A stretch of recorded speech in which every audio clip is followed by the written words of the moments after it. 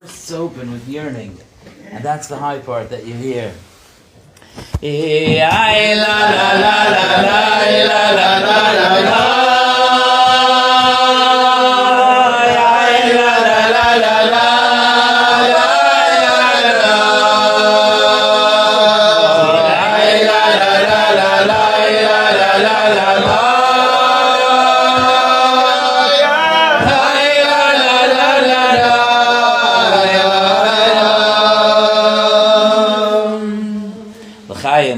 L'chaim.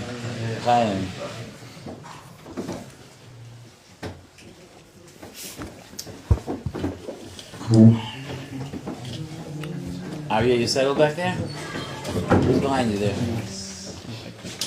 Oh, okay.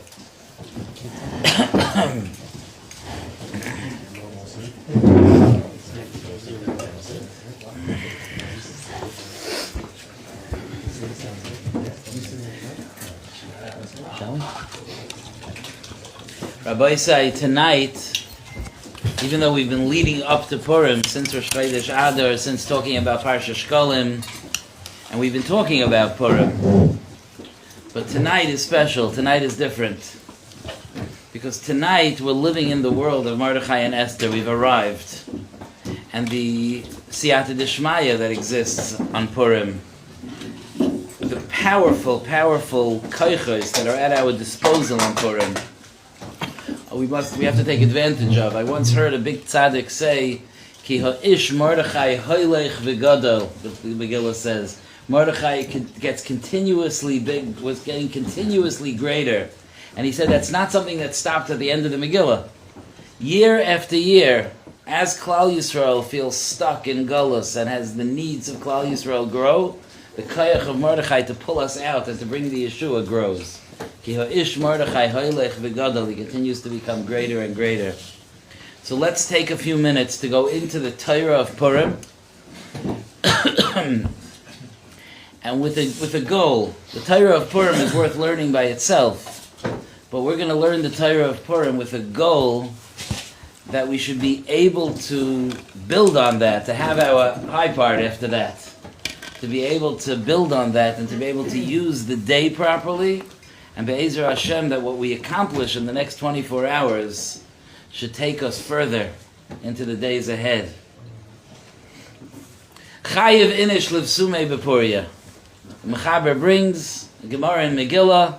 Chayiv inish livsume bepuria. A person is obligated to become intoxicated. Pashup Pshat. On Purim, Ad lo yoda bein Baruch Mordechai L'Or Haman, until he does not know the difference between the Or Haman and Baruch Mordechai. Zoktis Vasemes. What Zoktis Vasemes, a comment about this Gemara. Vasemes says, and I'm quoting, Shamati b'zeh milen. I heard words about this. Mipeh kadosh, from the holy mouth. Moiri Zikni, Zechrayna Levracha, of my grandfather, of the Chedushay Arib. And the words were very milim sfurais, were a few words.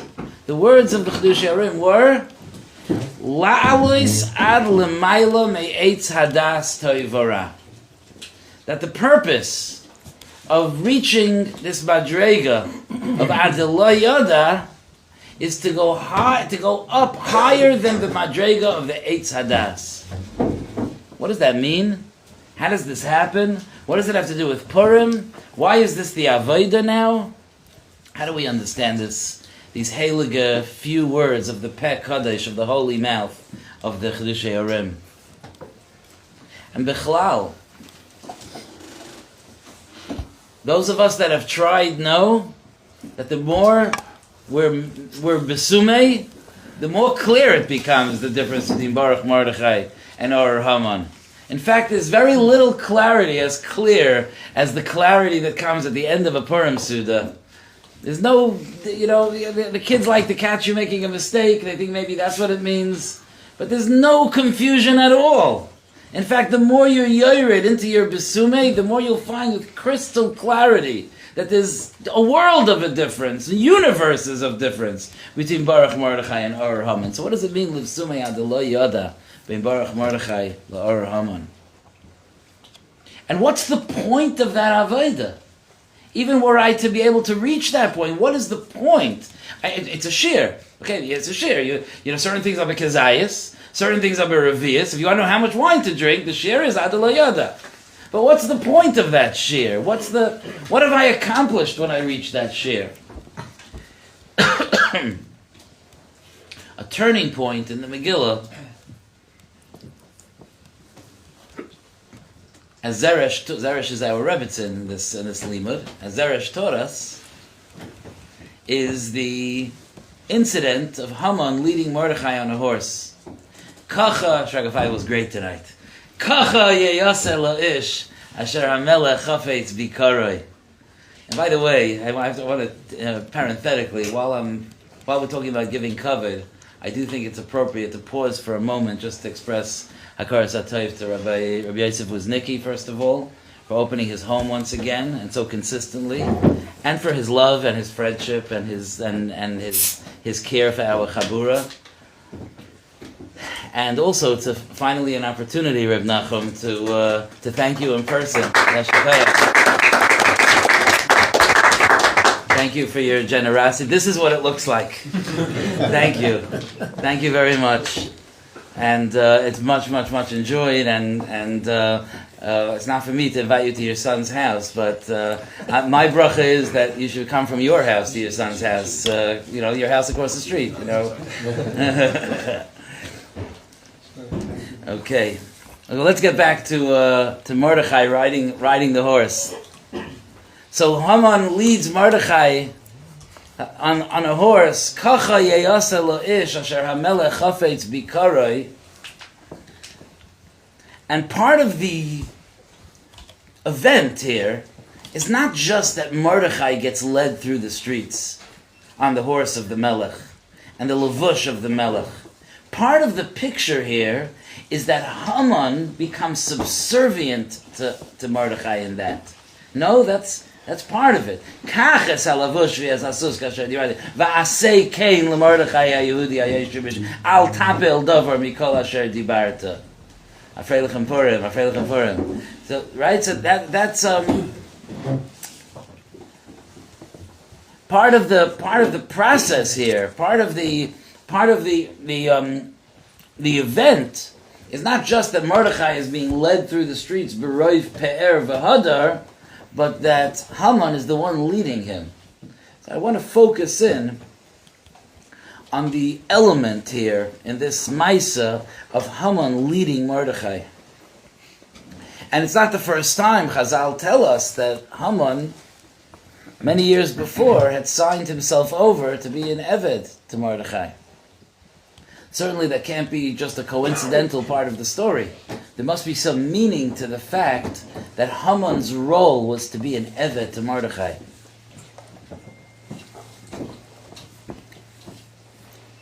Many years before Mordechai and Haman were loichem against each other, Yaakov stole brachos from Esav.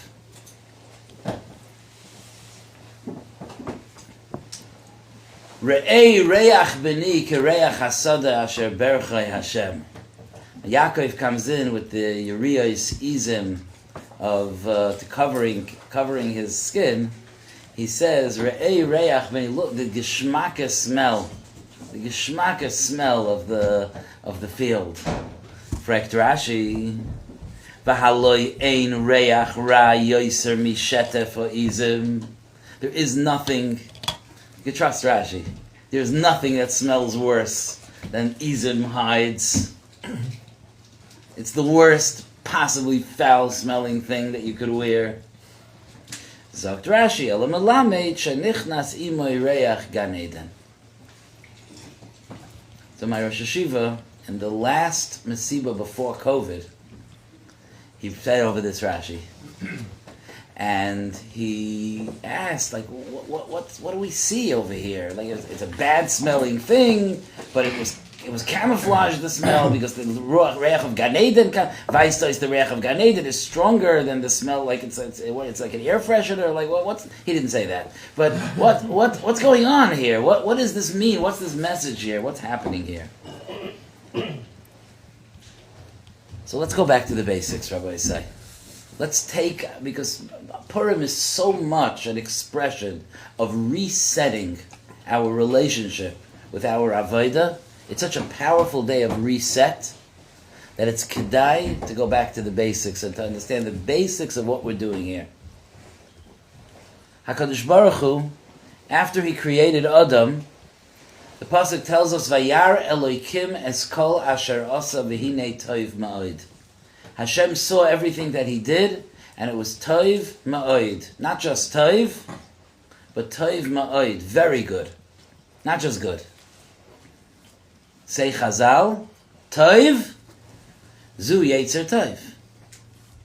Ma'od, what makes the good into very good? Zu yetzer hara. And people are very mystified from that. How could that mean? What is the meaning of that? How could toiv is the yetzer toiv and toiv ma'od is the yetzer hara? But the truth is that there's a, if not simple, but very clear and basic explanation that's very relevant to us. And that is that if there was no yetzer hara, we would have nothing to do here. Right? We have a job that's predicated on the fact that there is a challenge in our life. If there were no challenges, there are no accomplishments. There are only accomplishments where there are challenges. And of course, it's the Yetzer Hara that provides us with those challenges. Now, when the Yetzer Hara creates challenges, it depends how we relate to the Yetzer Hara. If we give in to the Yetzer Hara and we listen to his advice, I wouldn't call that toiv ma'od. But if the Yetzer Hara is used properly, what does it mean to use the Yetzer Hara properly? How do you use the Yetzer Hara properly? What is the appropriate use? You buy a new appliance, you check the directions, how to use it. How do you use the Yetzer Hara? The usage of the Yetzer Hara is ignore this thing. Right? The proper relationship with the Yetzer Hara is to ignore it. That's the proper relationship. And it's there. It's pulling. I'm aware of it. I know why it's there. I know what the point is. And I'm choosing to ignore it, as I am supposed to. The Heilige Chiddushei Harim himself, you remember, I once said over years ago, the Chiddushei Harim himself wrote a poem where he describes Divrei HaYetzer El Atzmai. He describes the Yetzer Hara trying to seduce the person, and then the Yetzer Hara says to himself, you expect the Yetzer Hara to say, I hope he listens to me, I'm going to get him. That's what you expect the Yetzer Hara to say. But no, Zok the Heilige Chiddushei Harim, you know what the Yetzer Hara is saying to himself? I hope he doesn't listen to me. HaKadosh Baruch Hu told me to be here and to be his Yetzer Hara. But it's Shomer Nafshay, if he was, I hope he's stubborn. I hope he's Nasa Orpoi Kenachoshes, and he doesn't listen to me, and that's how I reach my Shleimus when he didn't ignore me. Because that's the Toiv Ma'od of the Yetzer Hara, to be ignored. That's the Pashut Pshat. The Yetzer Hara is great. It's not good. It's great. Because the fact that it's there, that's why you're growing in your Avodah. That's the ticket. That Yetzer Hara in your life, that's the best thing that ever happened to you, if you ignore it. If he is ignored, that's the Toiv Ma'od. The Eitz Hadas Toiv Hara, that source of evil, the Eitz Hadas Toiv Hara is a tree that has a place in Gan Eden. It belongs in Gan Eden. Because it's a great tree. As long as you don't eat from it. As long as you don't avail yourself of the das toiv hara, connecting, indulging, absorbing that mixture of toiv and ra, but rather you use the eitz hadas toiv hara for what HaKadosh Baruch Hu told you to use it for. The eitz hadas toiv hara lo yisoichal mimenu. If you use it for that, it's a very chashuv tree in Gan Eden. Because there's growth from that tree. My resistance to eating from that tree provides me with great things. It has a makom in Gan Eden that eitz hadas toiv hara. Okay, the story of the toiv and ra that came out from the interaction with Adam and Chava, with the Nachash and the Eitz Hadas, created a situation of a polarized Tov and Ra in the world. And that went down through the generations until the source of the Tov and Ra in the life of Yidden, which is Yaakov and Esav. Yaakov and Esav, those two polar opposites, those two, the two poles pulling us in two directions. Yaakov and Esav. There's a pasuk in Malachi, the very, very beginning of Malachi, second pasuk in Malachi, and the pasuk says, it's a famous pasuk, Ki ach Esav liYaakov. Esav is a brother to Yaakov. Ne'um Hashem, HaKadosh Baruch Hu says. Esav is a brother to Yaakov. V'oihev es Yaakov, Hashem says, and I loved Yaakov, v'es Esav sonesi, and I hated Esav. It's a jarring pasuk, like the beginning of the pasuk doesn't seem to lead into the end of the pasuk.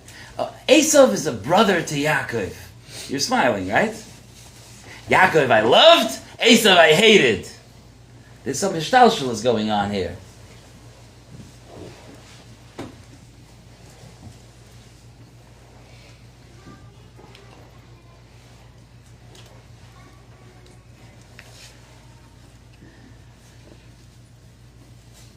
This is the pshat. The pshat is that the tzir of Yaakov and Esav is a beautiful tzir.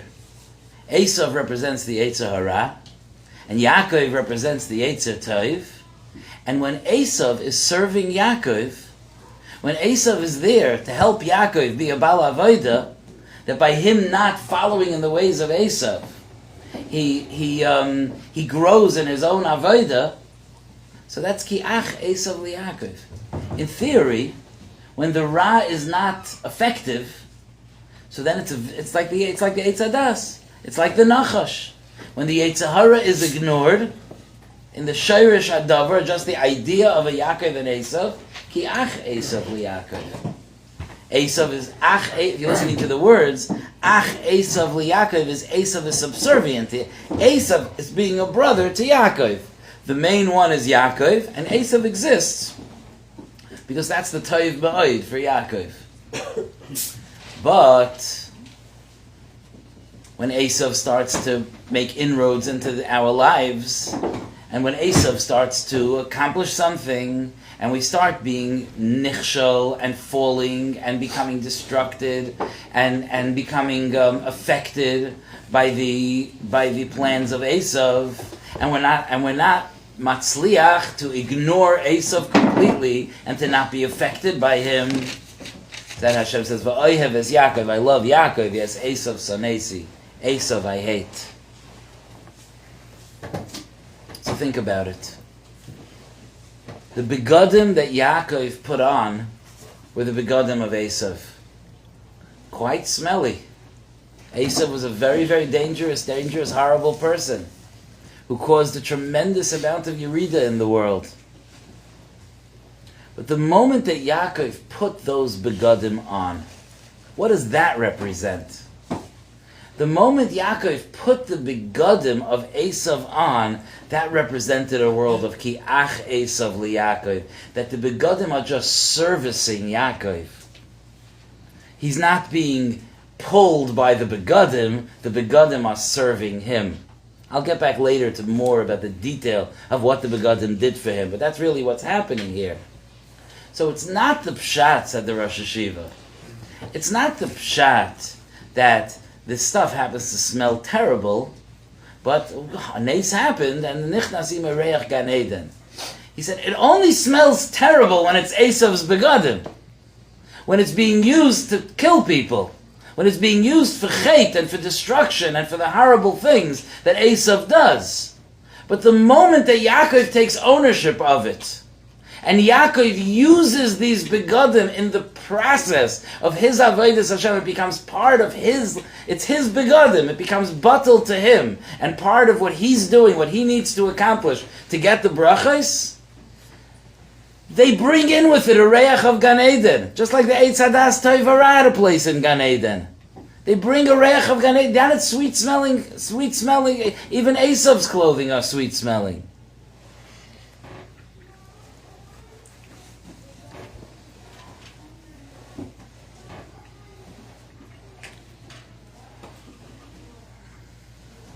I mean, that really was the ultimate goal, wasn't it?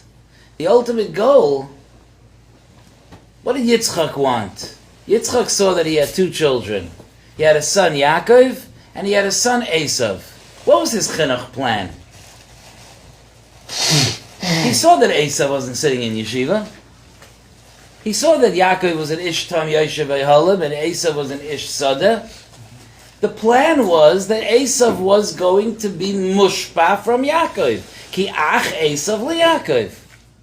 The plan was that Yaakov would grow from his interaction with Esav, and Esav's role would have a certain value because of that. Yaakov buys the Bechira from Esav. So I heard an explanation. Yaakov buys the Bechira. What's a Bechar? A Bechar, the mark of a Bechar in the Torah, is that Bechar is Noitel Pishnayim. A Bechar takes two chalakim. So the way you could look at that in a certain way, you could say, you know what that means? That means that the Bechar gets his chelek, and then he gets part of everyone else's chelek. That's what a Bechar is. Because a Bechar, as the Gra calls a Bechar, is an Av Sheni, because there's a certain element of avos, of being a father, like ve'es avicha l'rabbi sachicha agadol, because there's an element of being a father in being a bechar.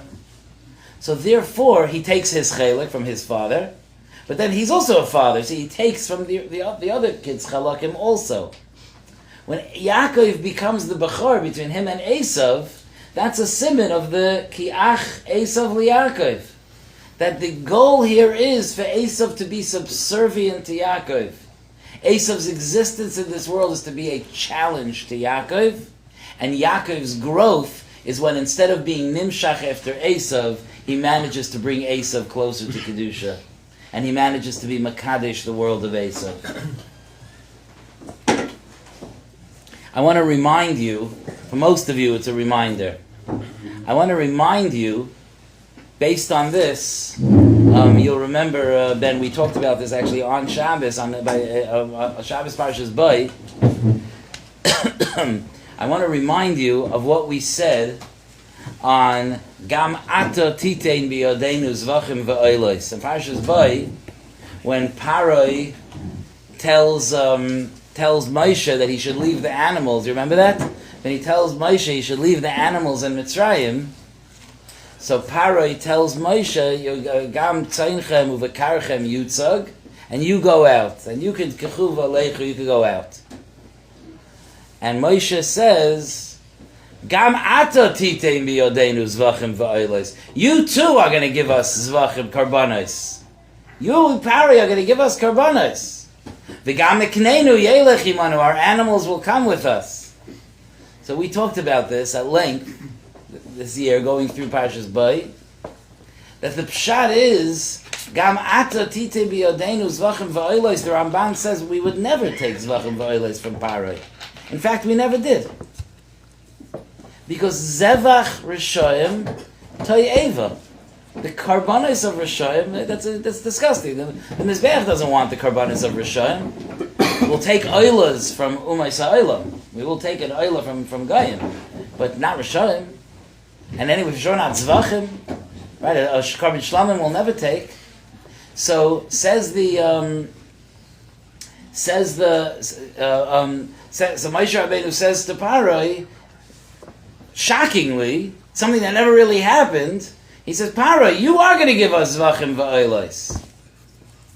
So we said pshat then that this is that what Moshe Rabbeinu was telling Paroi was, why do you want me to leave the animals in Mitzrayim? You want me to leave the animals in Mitzrayim because you're hinting to me that even though I'm going to have a spiritual experience serving HaKadosh Baruch Hu, but the guf part of me, the animal part of me, stays in Mitzrayim. Even though he was letting them go, but leave the animals here. And Moshe Rabbeinu was telling Paroi, Gam ata titem biyodenu zvachim va'olos. No, you are going to be providing us with karbanos. Not that we're accepting karbanos. The doors are not open to accept karbanos from Paroi. The point is, Paroi, that when the Yetzer Hara is subservient to the Yetzer Tov, when the guf is subservient to the neshama, when the animals are there to serve the role that they were meant to serve, that's the shleimus of Paroi. That's Paroi bringing a carbon. Paroi doesn't have a right to bring a carbon. You know how he could bring a carbon? By being mavatal himself to Klal Yisrael. Gam ata titem biyodenu zvachim, as we say, b'chol levavcha, you'll serve Hashem b'shnei yitzarecha. How do you serve Hashem with your Yetzer Hara? The first and foremost way to serve Hashem with your Yetzer Hara is to use the Yetzer Hara as the instructions say, as we started with. What do the instructions say? Ignore this Yetzer. If you use the Yetzer Hara as it says in the instructions, you're serving Hashem with your Yetzer Hara. But not just that. At a certain point of ignoring the Yetzer Hara now becomes batel to you. He becomes a reason for your growth, and whatever koiches he has eventually starts serving Kedusha.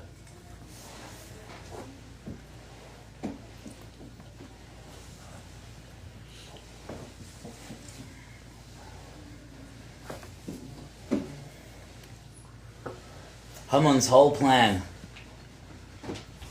his evil, slippery plan from the beginning to get Klal Yisrael's to separate their Yetzer Tov and their Yetzer Hara, to give in to the Yetzer Hara, to become subservient to the Yetzer Hara. The Chazal say that part of the einish was al shenehenu misudasei shel oisei rasha. Listen to the word nehenu, that they benefited from the Suda of that Rasha. When a person is physically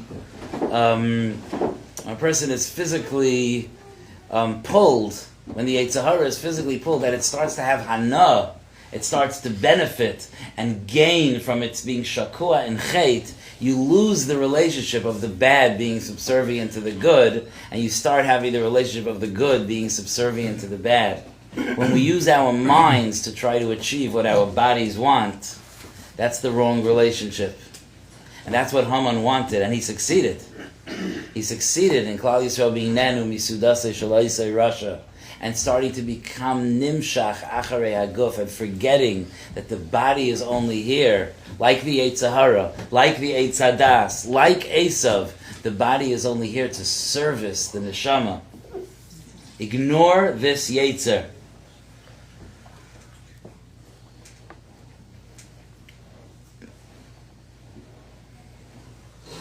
And the Nitzachon, when the Nitzachon happened, when Klal Yisrael did tshuva, and they fasted, and they grew, and they steiged, and they became something different than they were before, that their guf was back, not only under control, but it was back serving the neshama the way it's supposed to. So that was a return of the matzav of Ach Esav Liakov. And that turning point is demonstrated in the Megillah by Haman leading Mordechai on the horse. That's the kavod of an Adam. The kavod of an Adam is when the Yetzer Tov is riding the horse, when the Kedusha is riding the horse, and it's being served, it's being fed, subservient to it is the Eved that's leading it, and that Eved is the Yetzer Hara. The Yetzer Hara that I'm there to, it doesn't have a vote, the Yetzer Hara. The Yetzer Hara has no vote. It's just there to ignore, and ultimately to affect and to bring into my Avodah.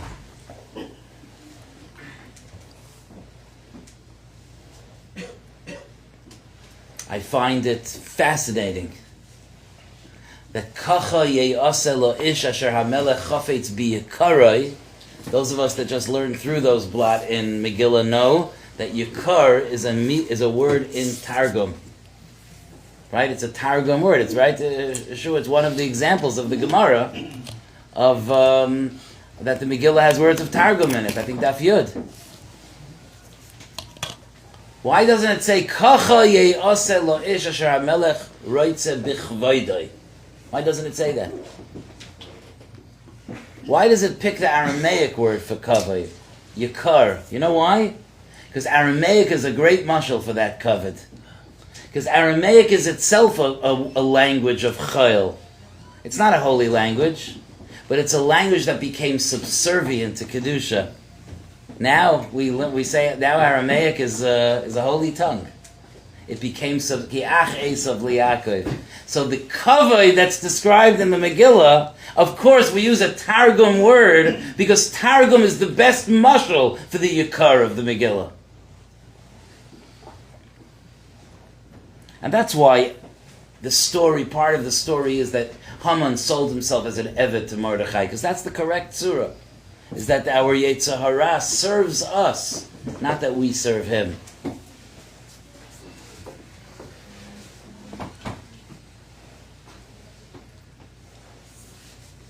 My Rosh Yeshiva said, have you ever wondered about this? You say V'lam Malshinim, this is unbelievable. Okay, there's Nusach Ashkenaz and Nusach Sfarad in the room. But we say, Chalayvecha meher yikaresu v'hazeder mehera se'aker u'se'shaber u'se'mager. That's pretty destroyed, no? It's pretty pulverized and destroyed. There's no ra left after that, right? Toived, right? Se'mager, I don't even know what that is, okay? It sounds terrible, okay? And then it says v'sachnia, and it'll be machnia. I don't know, it's a very innocent word after all those words of destruction. Sa'aker, u'seshaver, u'semager, v'sachnia. What's this? No, that's the height of the Yetzer Hara.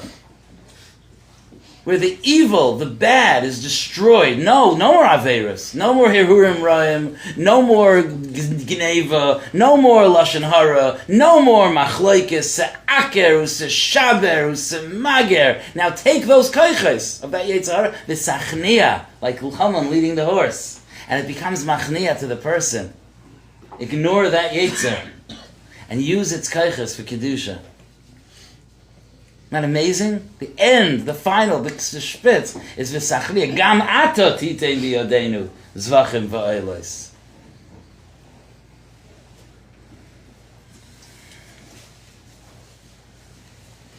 Chayiv inish levesumei bepuria, when a person is shaisa yayin properly, so there's a certain element of a pnimius that comes out. And the pnimius, we live in a world of Taiv Ma'oid. Taiv zu Yetzer Taiv. Ma'oid zu Yetzer Hara. So, Adela Yoda bein Or Haman leBaruch Mordechai. Or Haman and Baruch Mordechai are two parts of the Taiv. It's hard to know which even causes more Taiv. They're both parts of the Taiv. The Amida ben Isayan of Or Haman, the accomplishment of ignoring Haman, the power of having Haman lead my horse, and using the kaiches of my Yetzer Hara to build a family and to be Mekayim mitzvahs and to make brachas and to be mechanech children and to use all the kaiches of the Yetzer Hara leading my horse. Eved Nimkar. I don't know, which is better? I'm a shtickle lo yoda. Lo yoda. Baruch Mordechai, or Haman. There's greatness on both ends. You could have a clear. Maybe you'll have the machlokes by the Purim Suda. Where do we grow more from? Do we grow more from following our Yetzer Tov? Or do we grow more from ignoring our Yetzer Hara? When the Eitz Hadas is being ignored, it belongs in Gan Eden. When the Yetzer Hara is being ignored, it's called Tov Ma'od. When the begadim of Esav are on Yaakov, they smell like Gan Eden. Adela Yoda. Then Or Haman, LeBaruch Mordechai. Tell you something unbelievable before I end. Just unbelievable. I heard this last week, last Shabbos. We drove to the Poconos on Erev Shabbos, and we drove back on Matzah Shabbos. So my son, Shal Aryeh, got me access to a Google Drive of Ma'amorim from many, many, many years in Chaim Berlin, going back to the days of Rav Hutner. So the whole way to the Poconos, I listened to Rav Aaron Schechter, Zeichet Tzadik Levracha, and the whole way back from the Poconos, I listened to Rabbi Yitzchak Hutner, Zeichet Tzadik Levracha. And on the way to the Poconos, Rav Aaron said something incredible, and on the way back, Rav Hutner said something incredible, and I want to put the two together and share it with you. He said like this. He said, Esav comes in after Yaakov took the brachas, Yaakov stole the brachas, and he says, Ba achicha b'mirma vayikach es birchaisecha. Your brother came with mirma, with trickery. Says Rashi, mirma, Rashi? The chachma. Targum also. The chachma. He's like, he didn't say these words, I'm just reading between the lines, but he like laughed a little. It was by his Purim Suda, and he said, I said still mirma. Yeah, I agree that mirma is a form of chachma. It's a mirma form of chachma. It doesn't take. It almost sounds like Rashi's trying to take away a little bit from the trickiness of Yaakov. Like mirma, that's a word for chachma. Yeah, what kind of word for chachma is it? It's a word for chachma that you tricked him. So mirma is mirma. So he said an amazing thing to explain this mirma a little bit. He said that the pasuk says, "Miha ish hachafetz chayim, oyhev yomim lirois toiv, nitzar l'shoincha meira." Watch your tongue from bad, from ra, usvasecha, and your lips midaber mirma, from speaking mirma. So he said there's a gra. I couldn't find it. I can't say I looked super hard, but in the house we have a few Sifrei Agra, and I didn't find it. If someone sees it, please show it to me. But there's a gra on that pasuk in Tehillim that says that ra is bad. You're saying bad. Mirma is a piece. Mirma is when it looks like you're saying good. When in the surface you're a smooth talker and you look like you're my friend. But behind my back, the pneumius, it's bad. Mirma is when you're a smooth talker and you're holding in your heart a whole different cheshvan. He says that's why it says l'shayncha, which is inside, protect from ra. Usvasecha is your lips, that's outside. You're lying on the outside. Midaber mirma. So he says Yaakov Avinu came into Yitzchak to steal the brachos. It was a shtickle mirma. On the outside, it looked like he was doing something absolutely unacceptable. He was what's the word I'm looking for? He was an imposter. He was what? Deceiving. He was making believe he was someone else. He was what? Impersonating his brother. What a ganev! But on the inside, he was doing what his mother Paskin was the Ratzon Hashem, which is to get those brachas. He was the Bechor, and the brachas were his. So Ba'achicha b'mirma is that it's a chachma. It describes his chachma that he used what looks like trickery on the outside, even though it was really for toiv on the inside. That's one point. He used Esav's keli.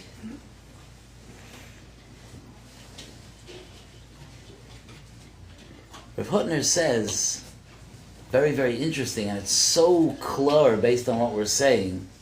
He says there's an avodah of Purim. If this doesn't bother anyone by the table, if this hasn't bothered you in your life, you haven't thought sensitively about Purim.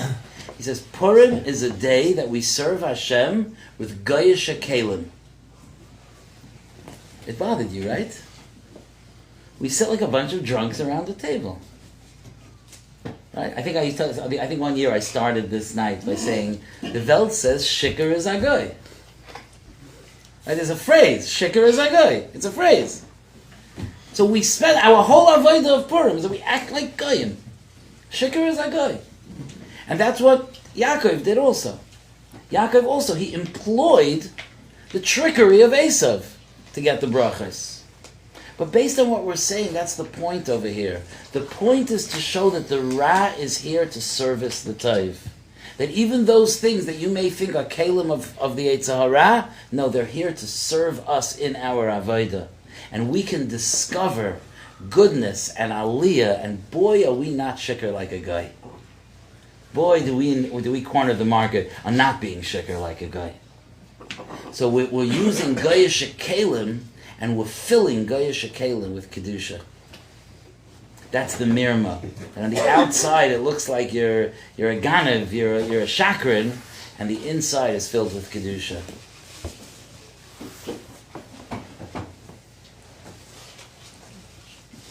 Let me explain to you what I'm trying to say.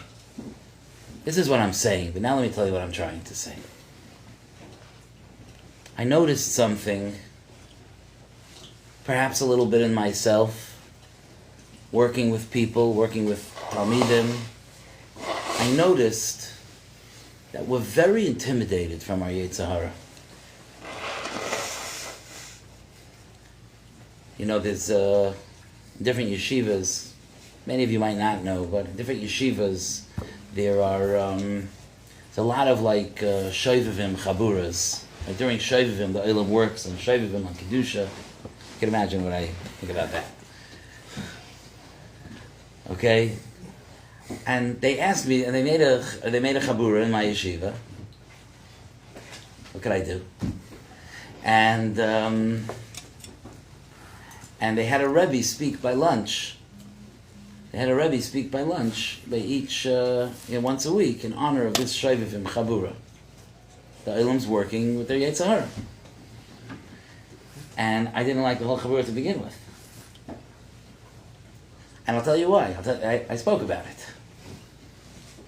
It was a short speech. And I said, we have to stop playing defense to our Yetzer Hara. Haman's pulling the horse, not us.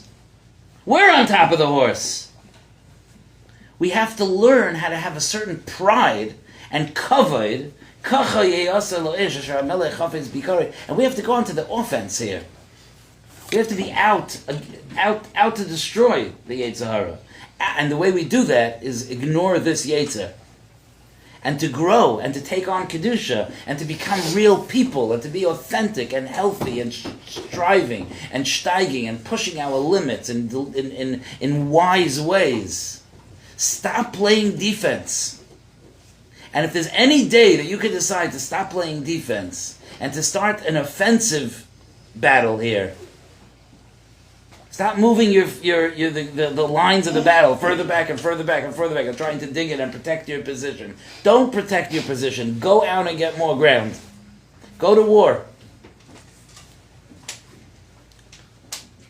Rav Leichter once said, I think he said it to me actually, I don't think he said it in a share. I think he said it to me. Rav Leichter once said that the Gemara tells us there was I think Aaron it was that took Mibenois Putiel loy leisha. Right? He took from the daughters of Putiel to be a wife. So there's two perushim of what Putiel is. The Gemara says it was both. One pshat is that Putiel is Yisroi, Shapitei Agalim La'avodah Zara. And the other Mandomer says that Putiel is Yosef. Shapitpeit b'Yitzray. Shapitpeit b'Yitzray. So what's pitpeit b'Yitzray?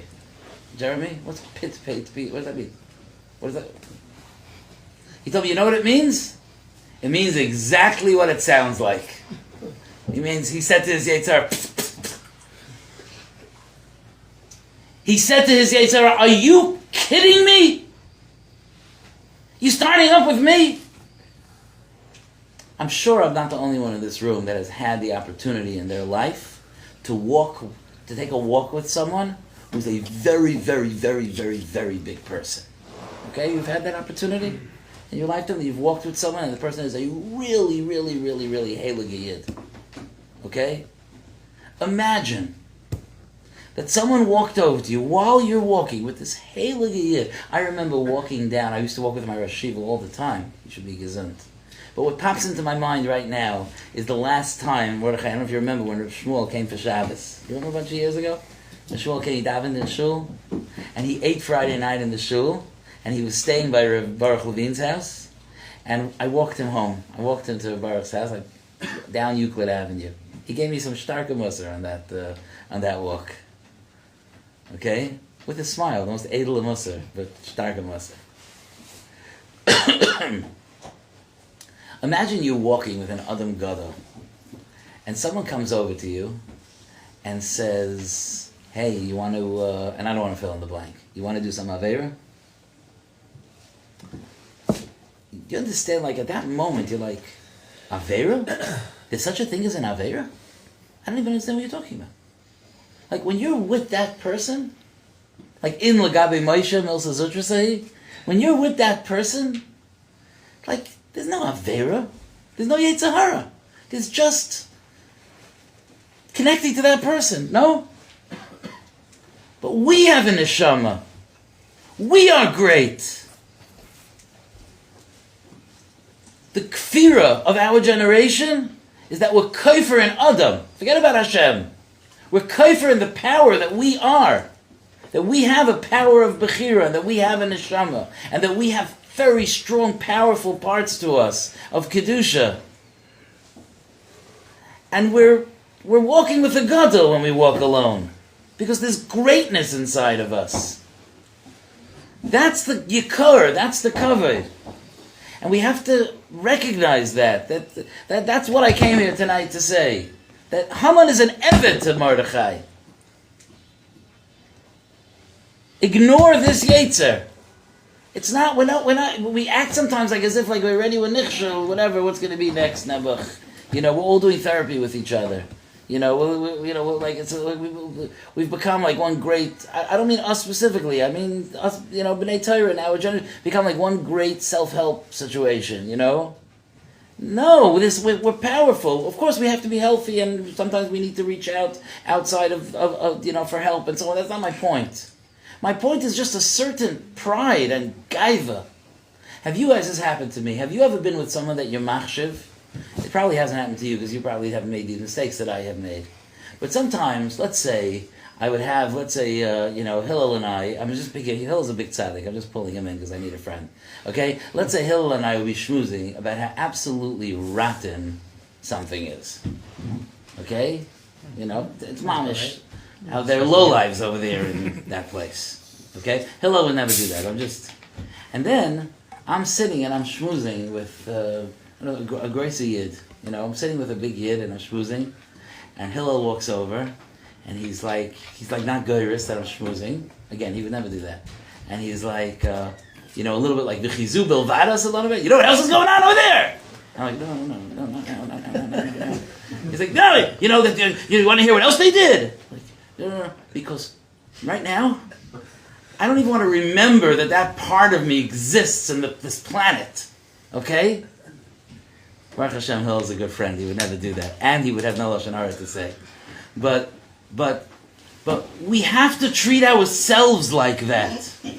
We have to honor ourselves. Not because of self-help. Nebuch, maybe treat yourself nicely, Nebuch, you know, like we're here in a mental hospital and we should all be nice to ourselves. No! Because it's true. It's really authentically true. Because we are super powerfully great people with a huge R shining out of us. That's what we really are. This is not about being kind because Shashef allow me to be kind to you, Nebuch, you know, here's some Atanas Lev Yainim. That's not what this is. This is recognizing Ki ha'ish Mordechai hailech v'gadol. The power of Mordechai, under whose hanhaga we are right now. We are right now under the hanhaga of Mordechai ve'Esther. Loikam v'loizah. Mordechai loikam v'loizah. He doesn't budge. That's Mordechai. The most powerful man in the world, Haman is walking by. And it was the most powerful time of his career. He had just had a Suda with the Melech and the Malka. If you thought that people were falling to the ground in fear before that, you know what it was like? The Pe'er v'Hadar, this unbelievable gadlus, Gidal HaMelech HaChashverosh as Haman. And then Esther was megadel him. And he walks out. Like kam v'loiza, Mordechai is unfazed. You know why? Because he had no reason to be fazed. Because he's Mordechai. Because he's on top of the horse. Because his greatness and his connection to HaKadosh Baruch Hu, and the way HaKadosh Baruch Hu loves him, and the relationship that he has, and the Yerusha that he's carrying, and the beauty that his entire life is makes the entire entourage of Haman minuscule. It's nothing. It's nothing. Nobody ever stood up when the queen bee flew by. It's a little thing. It's called a queen, but it's a little thing. And that's what I want to tell you. That's what this Purim is about. This Purim is about us retaking our throne. It's about our Malchus. Vatilbash Esther Malchus. By recognizing how unbelievably powerful Kaiches we have inside of us, and how much we could accomplish. And to challenge ourselves, to do it in a seicheldike, healthy way, but to push ourselves forward, to not accept the status quo, certainly to not be miyayish, from any area of milchemes hayetzer or growth or aliyah, to allow us to live in that relationship with an ach Esav liYaakov, with a nichnas imayreach shel Gan Eden, with a lo yada bein Ar Haman lebarach Mordechai, where I can look at my life with a sense of unbelievable pride. And that's that's what I want to leave you. That's what I want to ask. That together, as all of us, and we're going to all have different Purim Sudas in different places and different parts of our Purim, but let's take our Gaiva with us. Gaiva is permitted this Purim, okay? I'll tell you a psak, okay? Gaiva is permitted this Purim. If the Yetzer Hara starts up with you, if a thought pops into your mind, if a struggle enters your consciousness, you turn to the Yetzer Hara with the greatest Gaiva, and you say, do you know who you're talking to? Do you know that the Megillah says, "Va'ish Mordechai Hailech v'Gad"? You really opening up your mouth to me? Are you serious? You serious? Pit. Come on, there's nothing. Pick on someone your own size. I'm much bigger than you. Let's sing something. Something levitic this time. Baruch Hu Elokeinu, maybe something. Baruch Hu Elokeinu, Shem Melech Vayda.